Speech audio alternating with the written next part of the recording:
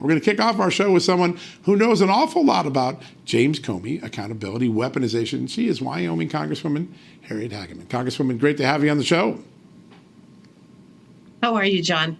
We are well. Sad again, once again, Americans dying at the hands of what appears to be a politically motivated assassin or sniper.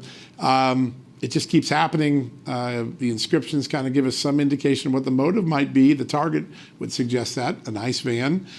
Your thoughts on what went down today and what we can do to start to counteract this rash of political violence that's is a scourge in America right now?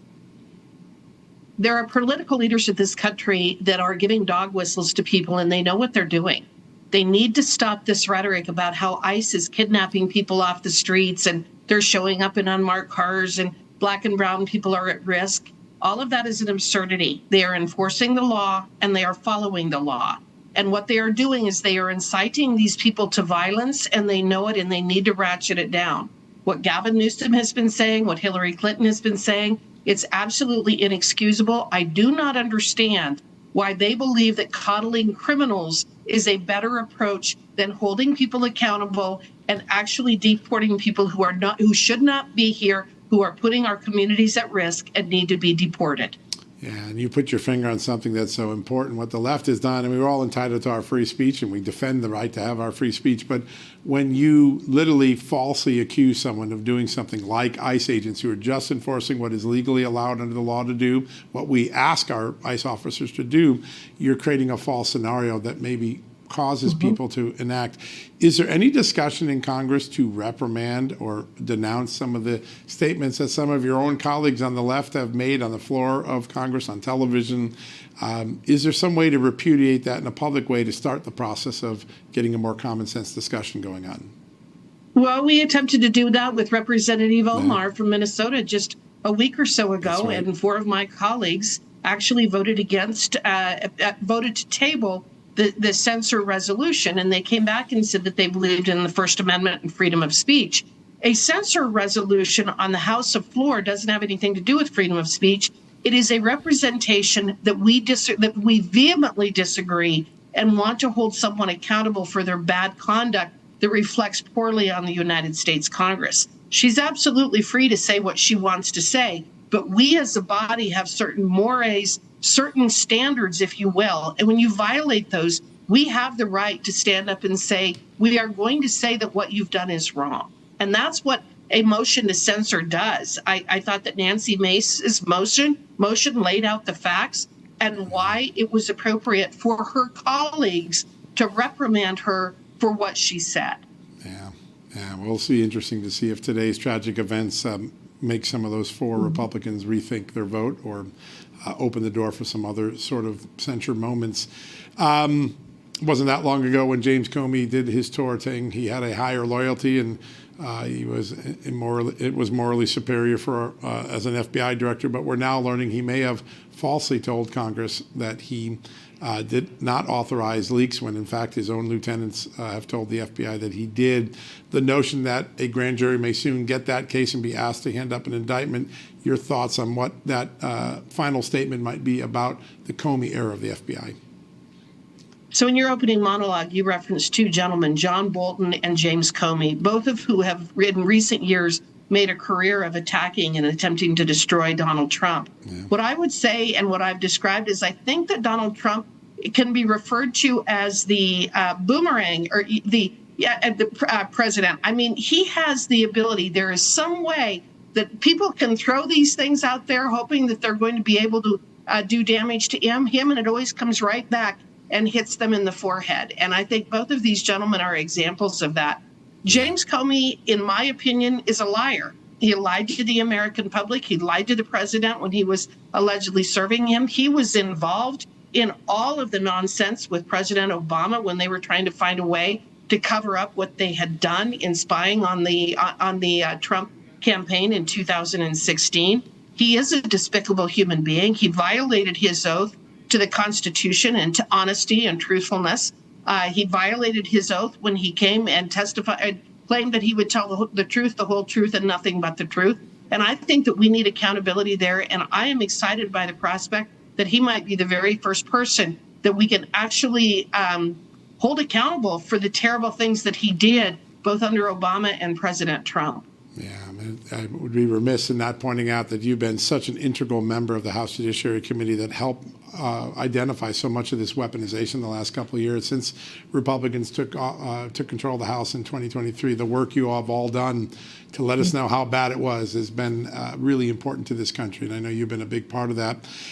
You've also been a big part of making sure that globalism and some of the insane ideas that the president called out yesterday at the United Nations don't ever affect everyday Americans. You have legislation to keep the United Nations from forcing the United States one day, which is one of their stated goals, of paying reparations for climate change. Tell us about that and why it's important, because the UN's serious about maybe doing this, right? So I thought that President Trump's speech yesterday at the UN was absolutely glorious. He was a truth teller from beginning to end, and he threw bomb after bomb after bomb in that room, telling Europe that they are going down the wrong road, that they are destroying their own countries with their open borders, their globalism, and their radical green agenda. So the UN has decided that they are going to attempt to enforce their law, that for countries who use fossil fuels, they are going to have to pay reparations. I assume those reparations would be paid to the UN, and then the UN gets to decide how that money is distributed. Now, John, I'm going to tell you something. I have signed on to a bill to defund the United Nations. I think that it is such a failed organization, and all you need to do is go through the bullet points that President Trump laid out on the table yesterday. All of the wars that they have been absolutely not only incapable of resolving and solving and ending, but actually exacerbating. Their involvement with what has been going on in Gaza and their refusal to help Israel to actually deliver aid to the Palestinians there, and their efforts to prop up Hamas. This whole thing with the global warming agenda. So I have introduced a bill last week that would prohibit the use of taxpayer dollars to pay reparations, really for any kind of a bad idea that the UN would come up with. But right now, the threat is that for any country that uses fossil fuels, they could be liable, according to the UN, to pay reparations. Every country in the world uses fossil fuels. So what you know is that this is really targeting the United States. Yeah. They have been unsuccessful in forcing us to go down the failed road that you see in Europe. Right now, Germany, France, England, their energy prices have skyrocketed. They are deindustrializing. I read yesterday that Mississippi, which is the poorest state in the United States, is within $2,000 of the average citizen of what they earn in Germany. On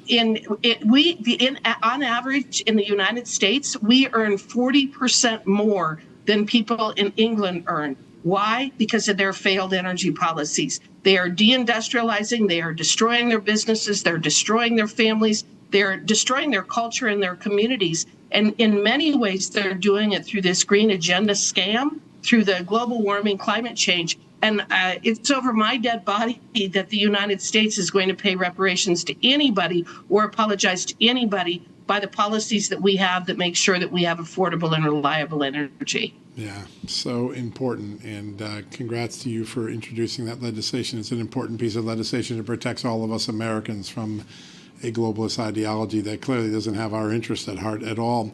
I spoke of the Judiciary Committee, and yesterday, once again, the Judiciary Committee dropped another bombshell when we got the admission from Google that they were, in fact, pressured by the Biden administration to censor specific opinions and people on YouTube, sometimes against their will and against their own policies. It used to be we settled our differences with debate, maybe some humor here and there, but the Biden administration began with censorship, then prosecution. Now we have people going as far as execution. But the Biden administration seems to be held to account for what it did in forcing these platforms. Do you think that's possible in Congress? I do. And I was a member of the Select Committee on Weaponization of the Government. And through first the Twitter files and then bringing in other social media companies, we were able to expose the fact that these companies were, in fact, not only that the Biden administration was demanding that they censor conservative thought and conservative communication, whether it had to do with COVID, the 2020 election, There was a whole variety of jokes. There was a whole variety of things that the Biden administration was demanding that these companies censor. We have exposed that. I think that that exposure was critically important, and it is now time that we hold people accountable for this. That's why I have introduced the First Amendment Accountability Act. Yes. And what that would do is it would allow someone who had been censored by a federal agency or a federal employee and actually to have any of their First Amendment rights impinged upon. So freedom of speech, freedom of religion, to peaceably assemble, freedom of the press, and to petition your government, which all of those rights were violated repeatedly during this whole COVID fiasco. What my bill would allow is that an individual who had their First Amendment rights impinged upon would be able to sue the federal government for damages, for an injunction, and for attorney's fees. So this is something that I think is very, very important to protect our First Amendment rights. One example of where this could be used is, if you remember during the storms last year, FEMA admitted that they were not going to those homes that had Trump signs. Well, that's clearly viewpoint discrimination. Under my bill, if you were one of those households, you would be able to sue the federal government for that kind of viewpoint discrimination. But it would also apply in the context of the Biden administration demanding that these social media companies censor American citizens. That is amazing and important for the first time, some real accountability. Congresswoman, you're always working on some of the most important issues in this town. It's been a great honor every time you come on the show because we always walk away a lot smarter than when we started. Great to have you on today. Thanks for joining us. Thank you, John.